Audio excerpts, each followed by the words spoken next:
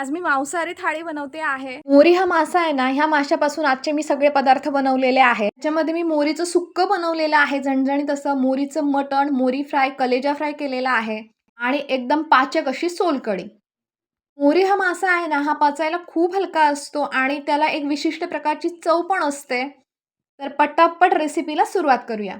इथे मी मोरी आणलेली आहे, ही साफ करूनच आणलेली आहे मार्केटमधून. ही एका भांड्यामध्ये काढून घेते. ही आपल्याला स्वच्छ अशी धुवून घ्यायची आहे. एकदा व्यवस्थित अशी धुवून घ्यायची. आणि मी इथे त्याचे भाग करून घेतलेले आहेत वेगवेगळे.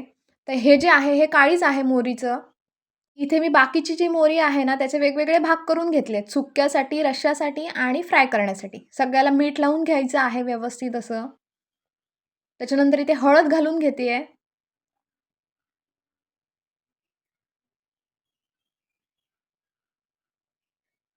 त्याच्यानंतर इथे मिरची पावडर घातलेली आहे.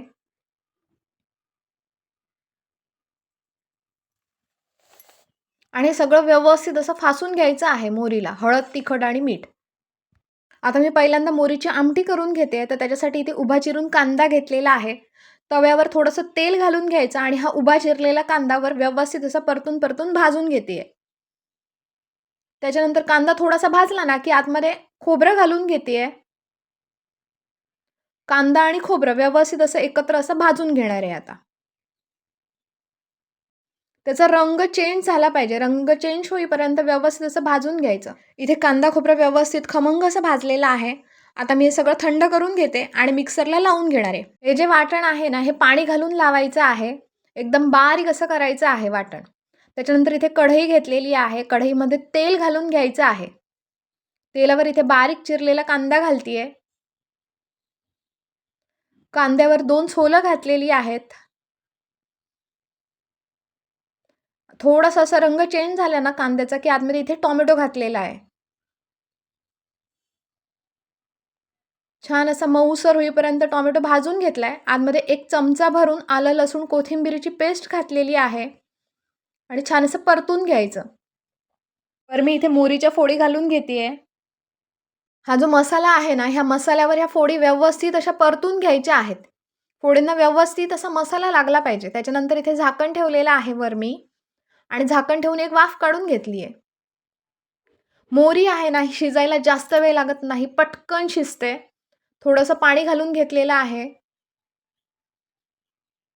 आणि इथे एक मी उकळी काढून घेते. वर झाकण ठेवून उकळी काढायची आहे. छान अशी उकळी आलेली आहे. आता मी इथे चेक करून बघते मोहरी शिजली का. हे बघा मस्तपैकी मोहरी शिजलेली आहे. व्यवस्थित असं ढवळून घ्यायचं आणि आता जे वाटण बनवलेलं आहे कांदा आणि खोबऱ्याचं, हे यातमध्ये घालून घेते. आणि ज्या प्रमाणामध्ये आपल्याला ही ग्रेव्ही बनवायची आहे ना, त्या प्रमाणामध्ये पाणी घालून घ्यायचं. इथे गरम मसाला घातलेला आहे अर्धा चमचा आणि वाटण घातल्यानंतर एक उकळी काढून घ्यायची. व्यवस्थित असं उकळून घ्यायचं. तर इथे झणझणीत असं मोरीचं मटण माझं बनवून तयार झालेलं आहे. आता मी मोरीचं सुक्कं करायला घेते. तर त्याच्यासाठी पहिल्यांदा आलं, लसूण आणि कोथिंबीरची पेस्ट ही मोरीच्या फोडींना लावून घेते. इथे एक मी तवा घेतलेला आहे. तव्यावर खोबरं घालून घेते. वाटीभर खोबरं घेतलेलं आहे बारीक करून आणि व्यवस्थित असं भाजून घ्यायचं आहे. हे भाजताना तेल वगैरे काहीही वापरायचं नाही. व्यवस्थित असं खमंग असं भाजून घ्यायचं. हे कुरकुरीत असं हे होतं. आता हे मी मिक्सरमध्ये भरते आहे. मिक्सरला लावून घेणार आहे. बारीक करून घेणार आहे खोबरं आणि हे मिक्सरला लावताना आतमध्ये पाण्याचा वापर मी अजिबात करणार नाही आहे. इथे हे मी बारीक करून घेतलेलं आहे. पण ह्याला तेल अजिबात सुटलेलं नाही आहे. हळूहळू बारीक करून घ्यायचं हे खोबरं. त्याच्यानंतर इथे एक मी कढई घेतलेली आहे. कढईमध्ये तेल घालून घ्यायचं आहे आणि तेलावर चांगले 2-3 मोठे कांदे घेतलेले आहेत. हे बारीक चिरून हे घालून घ्यायचे. त्याच्यानंतर इथे कोकम घेतलेली आहेत 2-3 ही घालून घ्यायची कांद्यावर आणि कांद्याचा रंग चेंज होईपर्यंत मस्तपैकी भाजून घ्यायचा आहे कांदा व्यवस्थित असा. इथे बघू शकताय कांद्याचा रंग चेंज झालेला आहे. आता वर हे मोहरीच्या फोडी ज्या आहेत त्या सगळ्या घालून घेते आणि तेलावर छान अशा परतून घ्यायच्या. इथे मी झाकण ठेवून छान शिजवून घेणार आहे. इथे छान अशी वाफ आलेली आहे मोरीला. व्यवस्थित असं परतून घ्यायचं हे.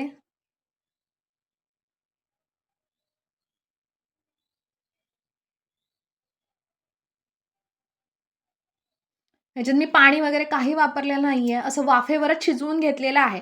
फक्त 1-2 वेळा परतून ढवळायचं आहे हे शिजताना. त्याच्यानंतर आतमध्ये मी वाटण केलेलं खोबरं घालून घेतेय. आणि व्यवस्थित असं हे मिक्स करून घ्यायचं. आतमध्ये इथे मी गरम मसाला घातलेला आहे पाऊण चमचा. गरम मसाला घालून व्यवस्थित असं मिक्स करून घेतलंय. आता वर अजिबात झाकण ठेवायचं नाही. असंच 5 मिनिटं हे परतून घ्यायचं आहे. आणि इथे माझं मोरीचं सुक्कं बनवून तयार झालेलं आहे. आता मी मोरी फ्राय करणार आहे. तर त्याच्यासाठी पहिल्यांदा इथे मोरीचे पीस घेतलेले आहेत. एका भांड्यामध्ये ओतून घेते. आलं, लसूण आणि कोथिंबीरची पेस्ट लावलेली आहे त्याला. तांदळाचं पीठ घातलेलं आहे. आणि व्यवस्थित हा मसाला लावून घेतलाय. इथे रवा घेतलेला आहे. रव्यामध्ये थोडंसं मीठ घातलेलं आहे इथे. एकदम बारीक रवा असतो ना, तो रवा वापरलेला आहे इथे लावायला. त्याच्यानंतर ते तव्यावर तेल गरम करून घेतलेलं आहे. व्यवस्थित छान असं गरम झालं पाहिजे आणि त्याच्यावर मसाला लावलेले मोरीचे पीस जे आहेत ते घालून घेतलेले आहेत तेलामध्ये. आणि एका बाजूने व्यवस्थित भाजल्यानंतरच ते परतायचे आहेत. म्हणजे त्याचं जे कोटिंग आहे ते निघणार नाही. छान असे दोन्ही बाजूनी व्यवस्थित असे भाजून घेतलेले आहेत हे पीस. तर इथे मोरी फ्राय पण झालेली आहे. त्यानंतर मोरीचं जे काळीज आहे ते मी भाजून घेते. याच्यामध्ये जास्त तेल घालायचं नाहीये तव्यावर.